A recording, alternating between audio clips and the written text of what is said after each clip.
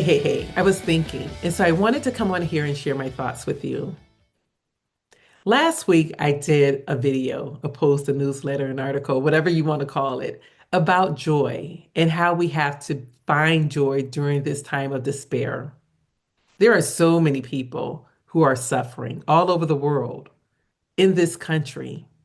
There are people who are grieving, whose loved ones won't be there next week for Thanksgiving dinner. There are people who are dealing with ailments. There are a lot of things that's just going on that could keep us in despair. But we have to be intentional about finding joy. I shared some information from the Book of Joy last week, which is a book that was written by His Holiness the Dalai Lama and Archbishop Desmond Tutu. And it was based on a meeting that they had together. When I read this book, it really gave me what I needed to be more intentional in finding out what really matters and being able to find that joy. Joy is a high frequency, one of the highest, if not the highest. So if you stay in a place of joy, then you're going to be vibrating higher. So just keep that in mind. But I talked about in the video last week that I was going to share practices for finding joy. It's 8 pillars that they have here in this book. And I don't know how I'm going to do it, how I plan to roll them out, but I definitely want to share those practices. And maybe I'll do one a day or something like that. I don't know. But it talks about in this book how we have to develop mental immunity. Starting our day with prayer and meditation definitely helps us align our spirit. I remember last week, like it was that long ago. Last week, I was going to a meeting. So I left home around, I don't know, 8:30 in the morning. And as I'm driving up the street, all of a sudden a car comes from a side street. I didn't have a stop sign, they did, and almost ran right into me. And I'm like, how did you just not see me? Like, how did you not see me? And I just thank God for allowing me to get through it. Then, no more than 15 minutes later, I'm on the highway. It's a 4-lane highway going south. I'm in a second from the right lane. And I started seeing cars braking ahead of me. So I slowed down some and then I decided to move to the third lane. And as I did that, cars started swerving in front of me. And so then I swerved to the fourth lane. I have nowhere else to go at this point. And fortunately, I was able to get by without being hit. But what I found out, it was 2 cars on either side that had hit a deer. The deer is laid out in the middle of the highway, and it was a huge deer. And it was one of those box trucks, those moving trucks that literally had to slam on brakes because it could not go over that huge deer. And because of that, we almost all got in an accident. And at that point, I was just done. I was done. I was like, I want to go home. And I was thinking, like, what happened? Like, why am I having this day? And I remembered that I didn't have my corporate prayer. Every morning, I do a corporate prayer with this church out of Alexandria, Virginia, Alfred Street Baptist Church. And on a typical day, it's anywhere between 15 to 1,700 people. It's a lot of us that come together. And you know what they say, when two or more are gathered in his name, he is there in the midst. So I enjoy doing that. And on this particular Friday, we start at 7. I think I stayed on the call to 7:07 and no one showed up. That was the first time in 2 years that no one showed up for the call. And I don't know if it was technical difficulties or what, but I didn't have that prayer. And I was like, well, I guess I got to pray for myself by myself. And I mean, not that I can, because that's typically how I do, but it is something when you come together as a collective and have a corporate prayer. And so I was like, I needed that prayer this morning because this is why all this stuff is happening. Then I get to my meeting, have the meeting, and then I choose to leave. As I'm leaving out the building, I see police in the parking lot. not too far from where we were. And I'm looking over there like, what's going on? And it was someone sitting in her car, and I'm asking her, like, do you know why all these police are here? And she's like, no.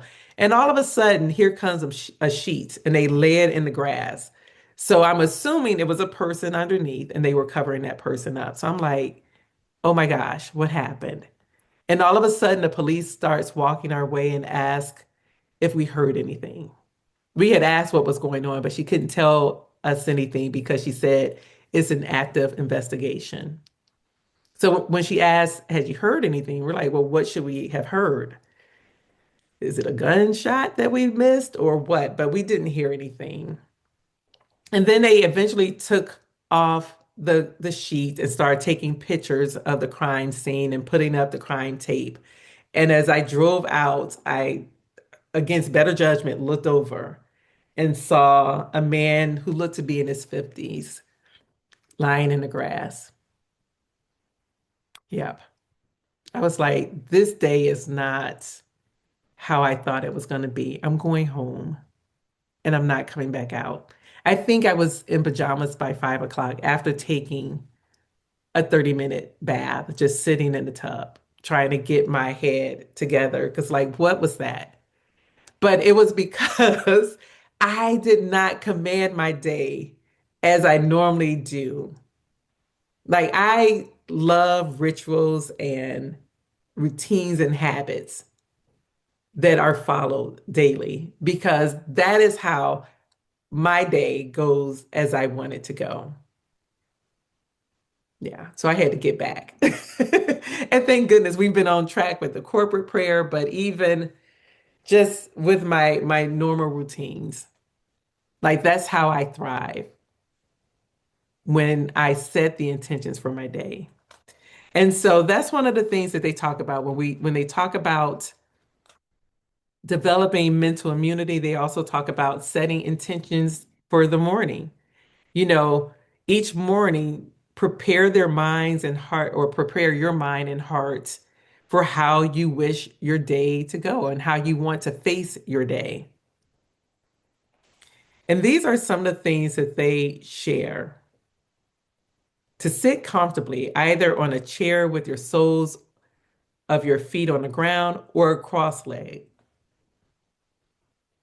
You can also do this before going to bed, but this is a morning intention setting. Close your eyes and take several long breaths through your nose.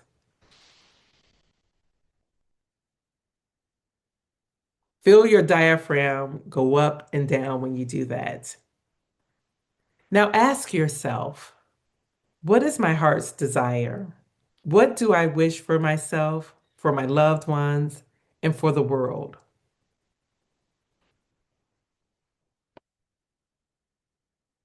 Our deepest desires usually lie beyond our temporary wishes and wants. Then state your intention for the day. For example, today may I greet everyone with the love that is in my heart. Or today may I be less judgmental. Or today may I be patient and loving to my family and friends and anyone who I encounter. There's a Tibetan prayer of the four immeasurables, which guide many on their journey to more compassion and greater happiness. And I want to share that with you. It says, may all beings attain happiness. May all beings be fine from, be, oh goodness, I can't see. Be free from suffering. How did I get fine from that? May all beings be free from suffering. May all beings never be separated from joy. May all beings abide in equanimity. Yeah.